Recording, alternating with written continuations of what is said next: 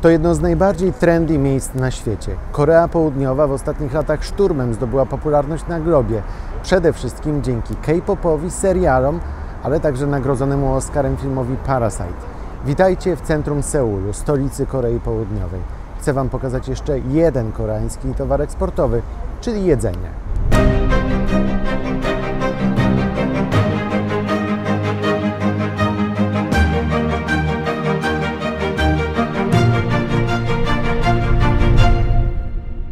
Kuchnia koreańska jest w tej chwili u szczytu sławy.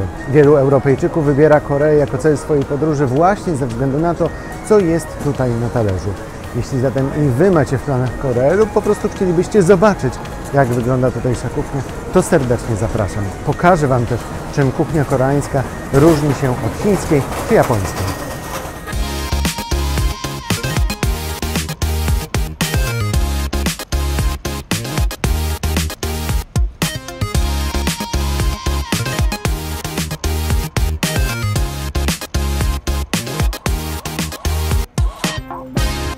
Zacznijmy w takim razie od kilku dobrych manier. W Korei zwyczajowo na każdym spotkaniu, także w restauracji, ludzie kłaniają się sobie. Młodszy kłania się starszemu, a podwładny kłania się przełożonemu. Czasami też ludzie wymieniają uściski dłoni. Co ważne, jeśli już to robią, to obiema rękami. Dobra informacja jest też taka, że 30 minut spóźnienia w Korei to normalka i nie trzeba się tym przejmować, bo Koreańczycy na pewno się o to nie obrażą.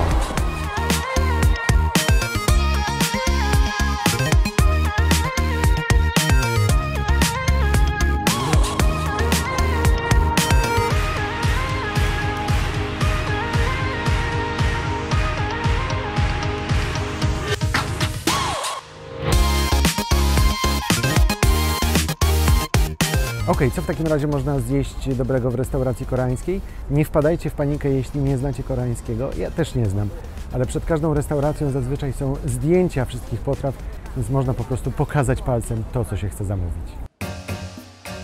Podstawą koreańskiej kuchni jest ryż. W przeciwieństwie do ryżu w Polsce czy w Europie, ten koreański nie jest sypki, ale mokry i lepki. Chodzi po prostu o to, aby można go było chwycić pałeczkami. O ile w Japonii używa się ryżu długoziarnistego, to w Korei najczęściej jest to krótkoziarnisty ryż. Najpopularniejszą ryżową potrawą jest bibimbap, czyli ryż z warzywami, także z jajkiem. Z kolei gimbap to miejscowe sushi, chociaż za to określenie Koreańczycy pewnie by się obrazili. Potraw z ryżem w Korei są zresztą tysiące, więc warto zaryzykować i posmakować zupełnie nowych rzeczy. No i jeszcze nori, czyli wodorosty, które są częścią sushi, ale nie tylko. W Korei są one zresztą zupełnie inaczej przyprawione niż w Japonii. Koreański gwóźdź programu to oczywiście kimchi, czyli kapusta lub biała rzodkiew z dodatkiem fermentowanych warzyw. Koreańczycy jedzą kimchi codziennie, w zasadzie ze wszystkim.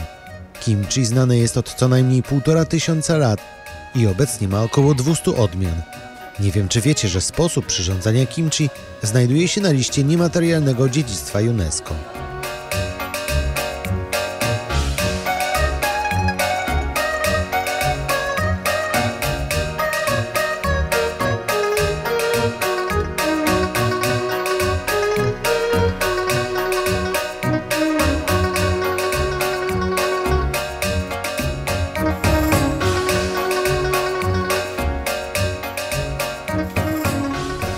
Czego jeszcze warto spróbować? Oczywiście zup, owoców morza i nudli, czyli makaronu we wszelkich możliwych postaciach. Oprócz tego Koreańczycy bardzo lubią też rybne ciasteczka, placki z fasoli mung, naleśniki z mąki ryżowej czy kleiki ryżowe.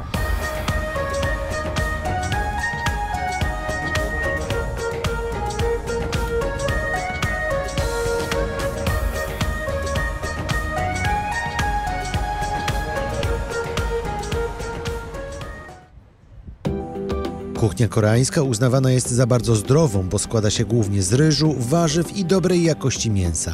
Spośród Chin, Japonii i Korei to właśnie kuchnia koreańska uważana jest za najbardziej zróżnicowaną.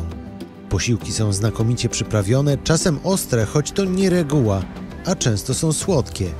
W lecie Koreańczycy lubią jeść zimne potrawy, w tym na przykład nudle na zimno. W przeciwieństwie do Chin czy Japonii, pałeczki w Korei często są metalowe, a nie drewniane. Nauczyć się nimi jeść jest zdecydowanie trudniej, ale ryż można też jeść łyżką. Nie zdziwcie się też, jeśli na stole w restauracji znajdziecie nożyczki do cięcia, na przykład długiego makaronu. Koreańczycy starają się też jeść w spokoju, a nie w pośpiechu.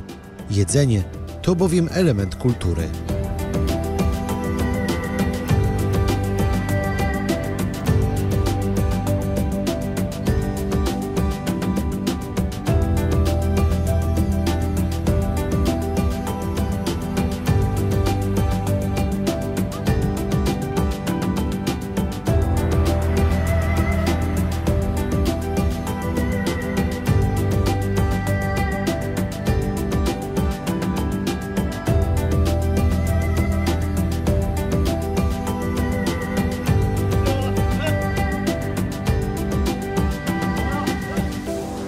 To, że świat poznaje się przez jedzenie i przez lokalną kuchnię, to banał, ale jakże prawdziwy. Jeśli zatem Wy także lubicie smakować świat, to tym bardziej zapraszam do subskrypcji kanału podcastu Świat na YouTube.